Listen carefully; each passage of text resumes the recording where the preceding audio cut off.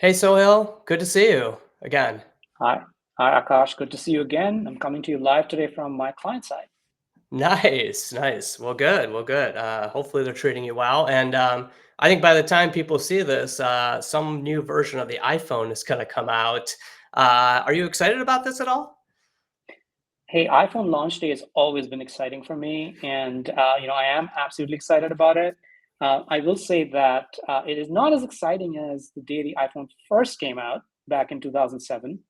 I was a lowly intern at Microsoft working in the Windows Mobile division, which was a competitor to the iPhone. And I remember the executives there reacting to the iPhone's launch and essentially poo pooing it because they thought that it didn't have enterprise features like Exchange, connectivity, and so on. And I guess they were wrong. But a lot of people were wrong about the iPhone, including my HBS professor, Clayton Christensen, who thought initially that the iPhone was Wow. not a disruptive innovation and wasn't going to be successful. He did change his view later on and said that it was, in fact, a disruptive innovation because it was actually disruptive to the laptop market. And I agree with that view. And I think that disruptive innovation is just a really interesting space. Yeah, it is. And I said, wow, not only in terms of his reversal, but wow, because he's such a big name in marketing and also in terms of his advice on how to lead a life. And I think it's great that you got exposure to him. I mean, it reminds me, you tell me if this is right, or a good example of disruptive innovation is, mega brand like McDonald's. I worked on McCafe, their coffee brand.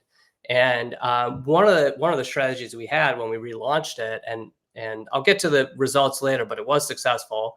One of the strategies we had is how do we help people who want those afternoon treat drinks like frappuccinos, etc., but can't afford really the $7 to $8 that they cost at Starbucks, right? And so we're looking at this, and we saw the McCafe.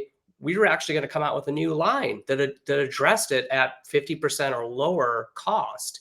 And it was part of our strategy to kind of go after these customers, be like, don't you want this treat, at this lower rate, more convenient in a lot of ways. Plus, we have other options as well, right, on the food category side. So I was curious, is that a good example of disruptive innovation?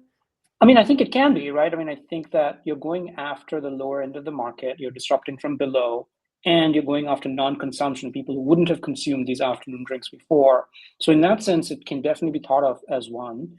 I have an example too from my past where I worked with a re-commerce company called Gazelle, and Mm. one of the things we did was offer used iPhones to folks who needed them, and these are folks who needed them but couldn't necessarily afford them. So, for example, Yeah. think about kids, right, or people who've broken a device and don't want to spend full freight on getting a replacement.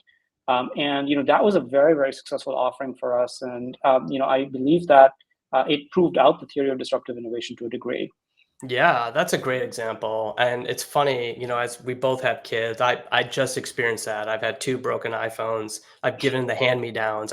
I wish I knew about Gazelle. I know where I'm going next. So, but look, I mean, I think with the work that we're doing now, moving from, Fortune 500 into mid-cap companies, this is really interesting because there's so much disruptive innovation, from a brand strategy, from a growth strategy, from a digital strategy that we can invest in and come up with to help those companies, be successful disruptive innovation companies, right? Absolutely. It's a strategy that most companies should be thinking about, especially if you're dealing with a situation when you're competing with an incumbent that's really powerful, that's got a lot of market share, and you're trying to think of ways to dislodge or disrupt that incumbent. You really should be looking at the theory of disruptive innovation carefully and trying to figure out if there's something there for you to use to be successful in the market. I highly recommend it. I love it. Well, let's end it there, and we'll talk again next time. Thanks a lot, Sohail. Talk soon.